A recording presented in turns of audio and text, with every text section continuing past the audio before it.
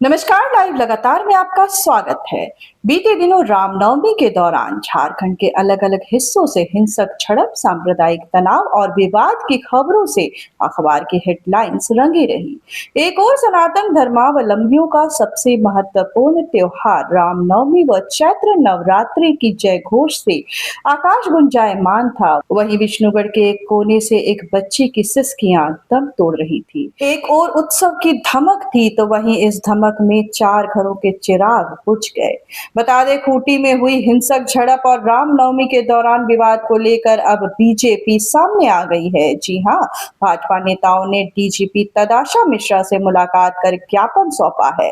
बता दें, इस ज्ञापन के माध्यम से नवीन जायसवाल सहित अन्य नेताओं ने सवाल उठाया है कि हजारीबाग की बेटी को जल्द से जल्द न्याय मिले, साथ ही दोषियों पर सख्त कार्रवाई हो।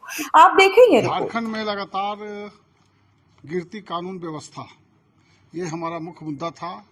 और पिछले दिनों जो धार्मिक त्यौहार थे हमारे सनातन हिंदू धर्म के हिंदुओं द्वारा जो मनाया जाता है, उसमें विशेषकर रामनवमी का त्यौहार हो, चाहे कोई भी पर्व त्यौहार हो, चाहे छठ पूजा हो, चाहे सरस्वती पूजा हो, राज्य में जितने भी हमारे त्यौहार होते हैं उन त्योहारों पर कोई न कोई विघ्न उत्पन्न करने का काम लोग करते हैं।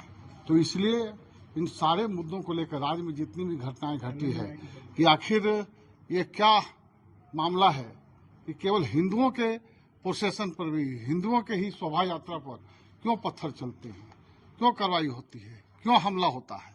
ये एक सोची समझी रणनीति है। हमारा मानना है कि राज्य सरकार के संरक्षण में इस राज्य के अंदर पूरी तरह से तुष्टीकरण हो रहा है और सनातनियों के ऊपर अन्याय करने का काम यह सरकार कर रही है। कल हम लोग खूंटी गए थे, हम सभी लोग अभी जो आए थे प्रतिनिधि मंडल में, सब लोग हम लोग गए थे और वहाँ का जो दृश्य हम लोगों ने सुना कि झूठा एफआईआर किया गया। जो व्यक्ति मर गया है, मृत है, आज इस दुनिया में नहीं है, उसके ऊपर भी एफआईआर किया है। केवल नाम दे देकर हिंदुओं के ऊपर अत्याचार करने का काम हो रहा है। रात में घर में जाकर ताला तोड़ा जा रहा है, घर में दरवाजा तोड़ा जा रहा है। यहाँ तक कि हिंदुओं के अंदर यदि अलमीरा है स्टील का, उसको तोड़ के देखा जा रहा है इसमें कौन छिपा हुआ है। वहाँ का थाना प्रभारी आधार कार्ड मांग रहा है, देख रहा है, फोटो दिखा रहा है कि इसको हमको गिरफ्तार करना। इतना निर्दयतापूर्वक कार्रवाई करना के विरोध में हम लोग आज यहाँ आए थे और डीजीपी ने बहुत हमारी बात को गंभीरता से सुना और उन्होंने कहा कि इस तरह के सारे मामलों पर हम कार्रवाई करेंगे और किसी भी दोषी को छोड़ा नहीं जाएगा। और हम लोगों ने यह भी मांग किया कि जितने निर्दोष हिंदुओं के ऊपर गलत एफआईआर हुआ है उनको एफआईआर से मुक्त किया जाए, उस पर अनुसंधान करके उनका नाम हटाया जाए, जो दोषी है उनके ऊपर कार्रवाई हो। इसी मांग को लेकर हम गए थे और इस मांग के साथ हम लोग गए और हमको आश्वासन मिला है डीजीपी से, इन सारे विषयों पर हम गंभीरता से विचार करेंगे और अन्याय किसी के साथ नहीं होगा, ये उन्होंने आश्वासन दिया है। प्रदेश में गिरती हुई कानून व्यवस्था और लॉ एंड ऑर्डर का खराब होना, अपराधियों से पुलिस प्रशासन का भय खत्म होना, हमारे भारतीय जनता पार्टी का प्रतिनिधिमंडल कल खूंटी भी गया था। उसमें हमारे राकेश प्रसाद जी थे, बालमुकुंद सहाय जी थे, नीलकंठ सिंह मुंडा जी थे, सीमा शर्मा जी थी और सभी लोगों ने वहां पर वस्तु स्थिति को जानने का काम किया। 27 तारीख को ही मस्जिद की तरफ से जब 4 हिंदू भाई जा रहे थे सूचना देने, उसी समय घटना के आगाह उसी समय पता चल गई थी, लेकिन पुलिस प्रशासन को अगर सजग रहता तो यह घटना नहीं घटती। और घटना और पत्थरबाजी के बाद एक पक्षीय कार्रवाई करके और निर्दोषों पर एफआईआर दर्ज करके रात में महिलाओं को दरवाजा तोड़ करके जिस तरह का पुलिस ने बर्बरता दिखाया, लोगों में बहुत आक्रोश था। आप देखिए कि कल पूरा अनिश्चितकालीन बंदी था, चाहे खूंटी हो, अड़की हो, मोड़ू हो, तुरपा हो, लोग आक्रोशित थे। हम लोगों ने उन्हें जाके समझाने का काम किया और आश्वस्त किया कि कल आज के दिन डीजीपी से मिलके ये वस्तु स्थिति को रखेंगे।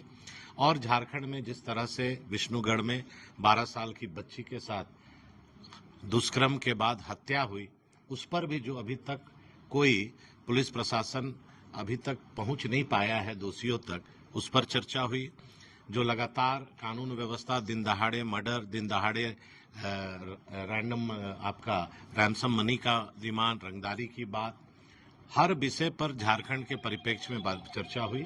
बहुत सकारात्मक पहल से बात हुई और डीजीपी ने बहुत आश्वस्त किया कि जितने हम लोगों ने बिंदुवार और पूरे झारखंड प्रदेश का इंफॉर्मेशन उनको शेयर किया है उस पर वो गंभीरता से लेंगी और जो दोषी वार होगा उसको कार्रवाई होगी। रविंद्र जी, बीजेपी के पीछे जानबूझ के जबकि होते नहीं व्यवहार है शायद।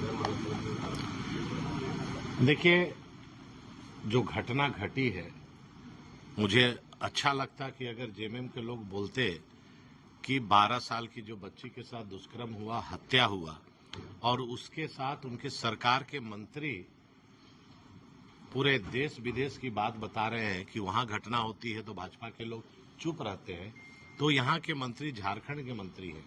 झारखंड संभल नहीं रहा है और देश विदेश की बात हो रही है।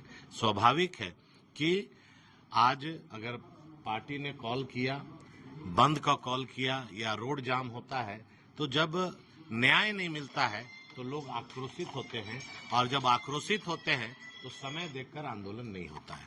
मैंने इसके बारे में जो भी कहूँ कम है। मैंने कहा कि आज जिसके भी घर में बेटी है, जब वो इस तरह की घटना देखती है तो उसका रोआ रोआ सिहर उठता है, कांप उठता है, क्योंकि शायद ही कोई घर होगा जिस घर में बेटी या लक्ष्मी नहीं होंगी। और इस प्रकार से जो घटनाएं घट रही हैं और उस पर लगाम नहीं लग रही है और महिलाओं के साथ जिस तरह से अत्याचार लगातार आप देखिए, आए दिन हर दिन कोई ना कोई कहीं ना कहीं घटना होती है और वो हम लोगों को देखने को मिलता है। तो उन्होंने आश्वस्त किया कि नहीं, हमारा भी ध्यान है और हम लोग पूरी तरह से कोशिश कर रहे हैं। 2-4 दिनों में परिणाम आएगा। हजारीबाग में भी जो हम लोग पहुँचे तो मुरहू से बहुत बड़ी संख्या में हम लोग चूँकि खूंटी गए थे, जानकारी होने पर वो लोग आई और वो बताएं कि रात में पुलिस प्रशासन के द्वारा आके दरवाजा तक तोड़ दिया गया। एफआईआर का मतलब ये कभी नहीं होता है कि वो व्यक्ति दोषी है। एफआईआर में नाम आने का मतलब ये नहीं है कि आप इस हद तक अरेस्ट करने के लिए चले जाएं कि लोगों के घर दरवाजे तोड़ दे, अलमारी तोड़ दे और उसमें व्यक्ति की खोज करें।